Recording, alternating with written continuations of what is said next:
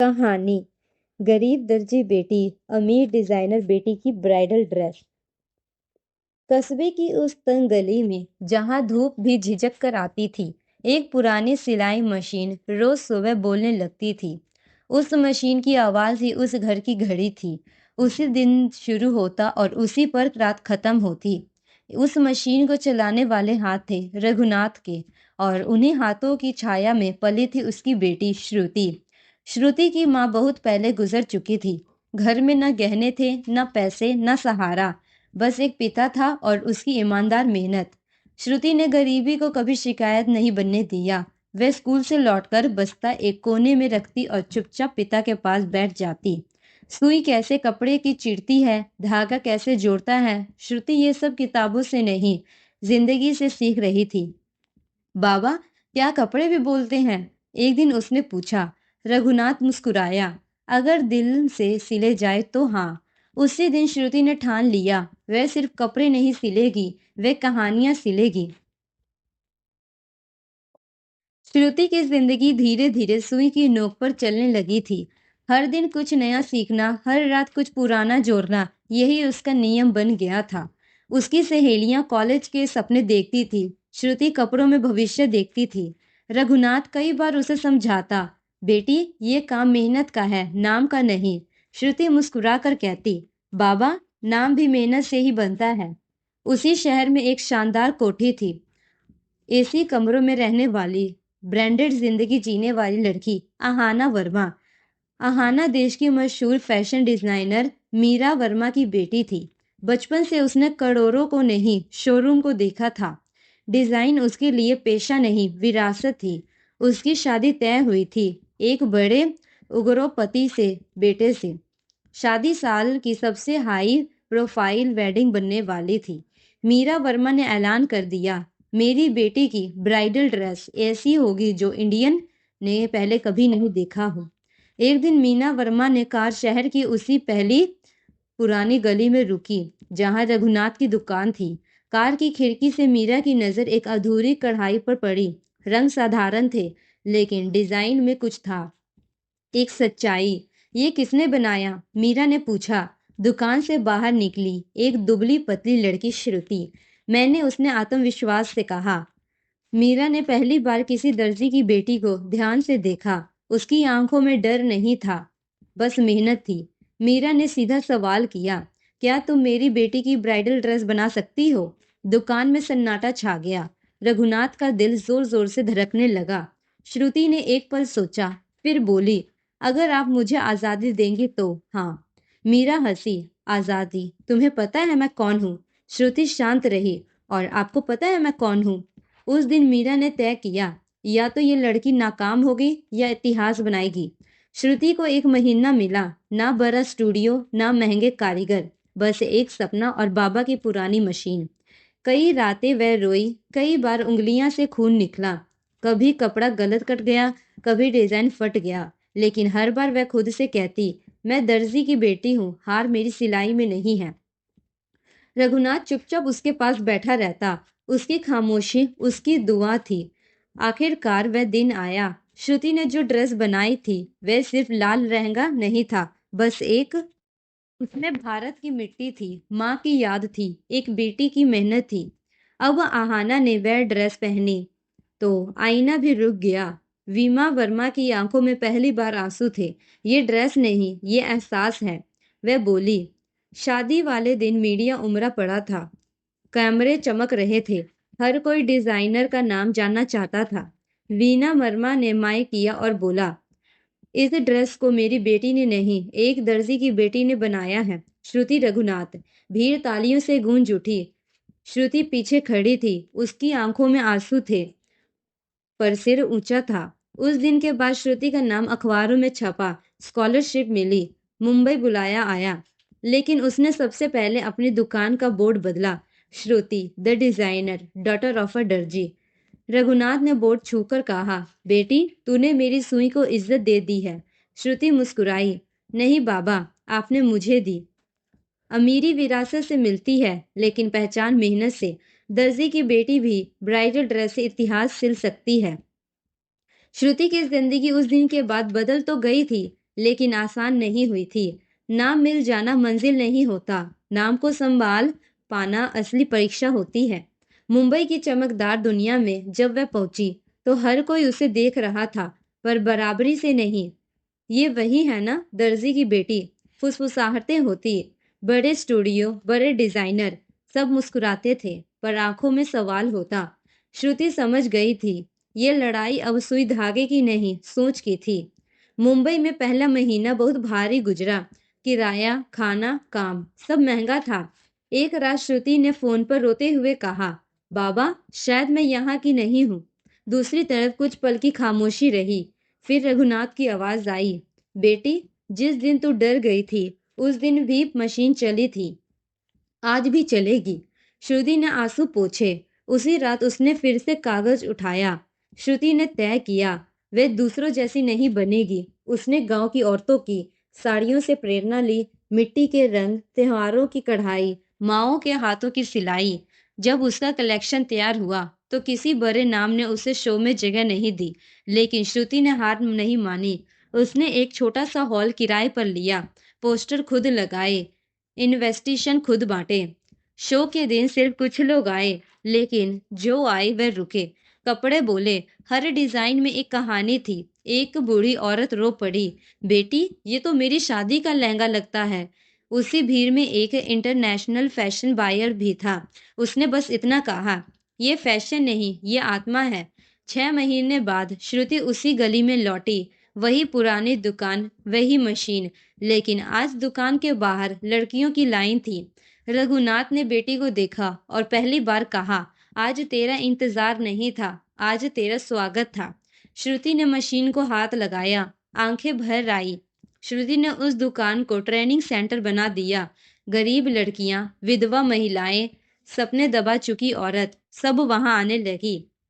वह उन्हें सुई पकड़ना नहीं सिखाती थी, वह उन्हें खुद पर भरोसा सिखाती थी।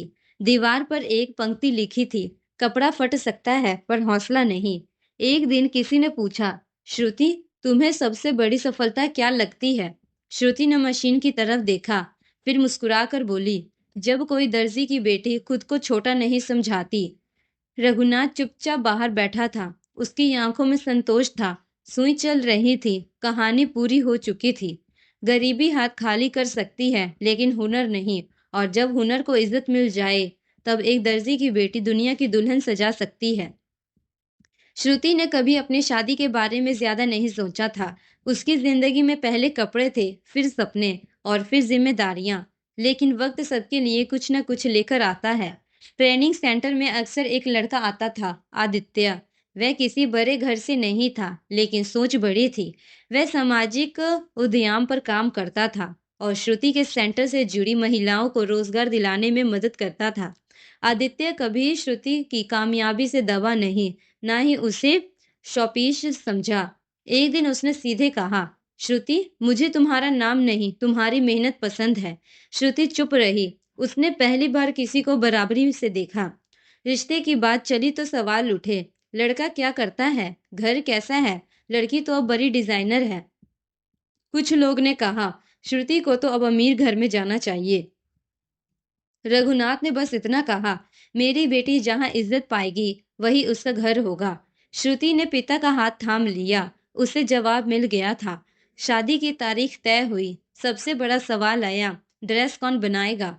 सबने सोचा, कोई बड़ा नाम, कोई इंटरनेशनल डिजाइनर। श्रुति मुस्कुराई। उसने अपनी पुरानी कॉपी निकाली जिसमें पहली डिजाइन बनी थी। जब वह सिर्फ दर्जी की बेटी थी। मेरी शादी की ड्रेस मैं खुद बनाऊंगी, उसने कहा। ड्रेस बनाने वक्त श्रुति को अपनी माँ बहुत याद आई। उसने माँ की पुरानी साड़ी का बॉर्डर निकाला, उसने लहंगे में जोड़ा। रघुनाथ ने कांपते हाथों से पहली सिलाई लगाई। आज भी वही मशीन, वह बोला, पर आज सिलाई बेटी की जिंदगी की है। शादी के दिन श्रुति अब तैयार होकर आई तो सब खड़े रह गए। ना बहुत भारी लहंगा, ना ज्यादा चमक, लेकिन उसमें सम्मान था, संघर्ष था और आत्मा थी। आदित्य ने उसे देखा और कहा, आज मैं दुल्हन नहीं, एक इंसान से शादी कर रहा हूँ। श्रुति की आंखें भर आई। शादी के बाद श्रुति ने अपना काम नहीं छोड़ा। अब सेंटर का नाम था Shruti and team, women who stitch their future. Aditya उसके साथ कंधे से कंधा मिलाकर खड़ा था। रघुनाथ हर सुबह मशीन साफ करता था। श्रुति ने दीवार पर एक नई लाइन लिखी, मैं दर्जी की बेटी थी, आज डिजाइनर हूँ और हमेशा खुद की पहचान रहूंगी। सुई चली, धागा जुड़ा, कहानी पूरी हुई, लेकिन असर रह गया। शादी के अगले दिन श्रुति की आंखें सूरज से पहले खुल गई। आदत वही थी, काम से पहले जागने की। कमरा नया था, घर नया था, पर हाथ अपने थे। वह चुपचाप उठी, रसोई में गई, चाय चढ़ाई। आदित्य ने पीछे से देखा और मुस्कुराया। आज कुछ दिन आराम कर लो, उसने कहा। श्रुति ने कप में चाय उड़लते हुए जवाब दिया, आराम मेरी मेहनत में है। आदित्य का घर छोटा था, पर सोच साफ थी। फिर भी समाज पीछे नहीं छूटता। पड़ोस की औरत पूछने लगी, अब तो शादी हो गई है, काम कम करेगी ना? अब पति कमाएगा, तुम क्यों भाग दौड़ करोगी? श्रुति मुस्कुरा देती, पर अंदर कुछ चुभता। एक दिन उसने आदित्य से कहा, लोग अब भी सोचते हैं कि शादी के बाद औरत बदल जाती है। आदित्य ने शांति से कहा, तुम बदलोगी नहीं, तुम बदलोगी सोच। शादी के 3 महीने बाद श्रुति एक बड़ा प्रोजेक्ट मिला, एक लग्जरी ब्राइडल कलेक्शन। लेकिन मीटिंग में एक आदमी ने हंसते हुए कहा, अब तो मैडम शादीशुदा है, काम पर फोकस कर पाएगी? कमरे में सन्नाटा छा गया। श्रुति ने सीधा जवाब दिया, शादी मेरी जिंदगी का हिस्सा है, मेरा काबिलियत की सीमा नहीं। उस दिन प्रोजेक्ट उसे नहीं मिला। घर आकर वह चुप था।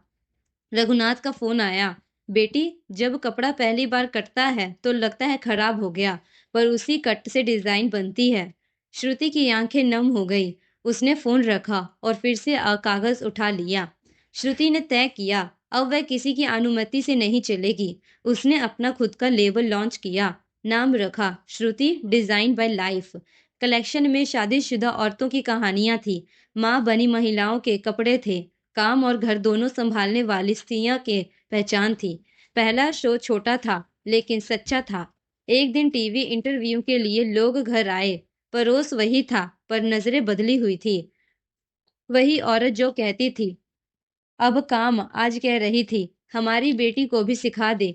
श्रुति ने किसी को ताना नहीं दिया। उसने दरवाजा खोल लिया। काम बढ़ा, जिम्मेदारी बढ़ी, कभी कभी थकान भी। एक रात श्रुति चुपचाप बैठी थी। आदित्य ने पास आकर कहा, अगर कभी लगे कि सब भारी हो रहा है तो याद रखना, मैं तुम्हारा पति नहीं, तुम्हारा साथी हूँ। श्रुति ने पहली बार शादी के बाद खुद को हल्का महसूस किया। अब लोग सिर्फ उसे डिजाइनर नहीं कहते थे, वे कहते थे वह औरत जो शादी के बाद और मजबूत हो गई। रघुनाथ जब सेंटर आता तो बच्चों से कहता, ये मेरी बेटी है, इसने सुई से अपनी किस्मत सी है। श्रुति ने एक नई लाइन लिखी, इस बार घर की दीवार पर, शादी ने मुझे बांधा नहीं, मुझे फैलाया। आदित्य ने उसे पढ़ा और चुपचाप मुस्कुरा दिया। सुई फिर चली, धागा फिर जुड़ा। कहानी आगे बढ़ती रही, क्योंकि कुछ औरतों की कहानी शादी पर खत्म नहीं होती। सब कुछ ठीक चल रहा था, काम, पहचान, सम्मान। पर जिंदगी हमेशा एक ही रंग में नहीं रहती। एक सुबह श्रुति को मशीन की आवाज बोझिल लगी। हाथ रुका, सांस ठहरी। डॉक्टर की मुस्कान में एक नई खबर थी, आप माँ बनने वाली हैं। श्रुति कुछ पल चुप रही। उसने अपने भीतर झांका। डर भी था, खुशी भी और सवाल भी। आदित्य ने उसका हाथ थाम लिया। अब तुम अकेली नहीं हो, उसने कहा, अब हमारी कहानी आगे बढ़ेगी। लोगों ने फिर कहना शुरू किया, अब काम छोड़ दो, अब बच्चे पर ध्यान दो, दोनों साथ नहीं हो पाएगा। श्रुति सुनती रही, लेकिन इस बार उसने जवाब किसी को नहीं दिया। उसने जवाब खुद को दिया। मैं माँ बनूंगी, उसने सोचा, पर मैं खुद को खोकर नहीं बनूंगी। दिन में वह डिजाइन बनाती, मीटिंग करती, रात में वह अपने पेट पर हाथ रखकर आने वाले कल से बातें करती। कभी थक जाती, कभी डर जाती। एक रात वह रो पड़ी, अगर मैं दोनों में फेल हो गई तो? आदित्य ने बस इतना कहा, तुम पहली बार औरत नहीं हो जो माँ और इंसान दोनों बनने की कोशिश कर रही है, और तुम कमजोर भी नहीं हो। जब बच्चा पैदा हुआ तो पूरा घर किलकिलाड़ियों से भर गया। रघुनाथ ने बच्चे को गोद में लिया तो उसकी आंखें भर आई। 3 पीढ़ियां, वह बोला, एक ही सुई से जुड़ी हुई। उसने बच्चे के लिए एक छोटा सा कपड़ा सिला, सीधा सादा लेकिन सबसे मजबूत। श्रुति दूर खड़ी देख रही थी। उसे लगा उसकी जिंदगी का सबसे सुंदर डिजाइन आज पूरा हुआ है। माँ बनने के कुछ महीनों बाद श्रुति को इंटरनेशनल फैशन शो का ऑफर आया। विदेश, बड़ा नाम, बड़ा मौका, लेकिन वही हफ्ता जब बच्चे को पहली बार बुखार आया, श्रुति टूट गई। अगर मैं चली गई, उसने कहा, तो लोग कहेंगे, देखो, काम के लिए बच्चा छोड़ दिया। आदित्य ने शांति से जवाब दिया, और अगर तुम नहीं गई तो लोग कहेंगे, देखो, बच्चा आया तो करियर खत्म। श्रुति चुप हो गई। फिर उसने फैसला किया, वह जाएगी, लेकिन भाग कर नहीं, जिम्मेदारी के साथ। विदेश में उस मंच पर श्रुति के डिजाइन उतरे, कपड़े नहीं, कहानियां चल रही थी। माँ बनी औरतें, कामकाजी स्त्रियां, संघर्ष से निकली पहचान। तालियों देर तक बजती रही। एक पत्रकार ने पूछा, आप खुद को क्या मानती हैं, डिजाइनर या माँ? श्रुति मुस्कुराई, मैं खुद को औरत मानती हूँ, बाकी सब उसके हिस्से में। जब वह लौटी तो बच्चा उसे पहचान कर मुस्कुराया। श्रुति की आंखें भर आई। उसने समझ लिया, सफलता बाहर का नहीं, संतुलन के भीतर होता है। अब उसके सेंटर में नई माएँ भी आती थी। वह पूछती, क्या हम भी कर पाएंगे? श्रुति कहती, धीरे धीरे, पर खुद को छोड़ना बिना। दीवार पर उसने एक नई लाइन लिखी, माँ बनना रुकना नहीं है, ये लोग बनने का नया तरीका है। सुई फिर चली, धागा फिर जुला, और अब कहानी सिर्फ श्रुति की नहीं रही, ये हर उस औरत की थी जो शादी, माँ बनने और सपनों की तीनों साथ लेकर चलता रहता है।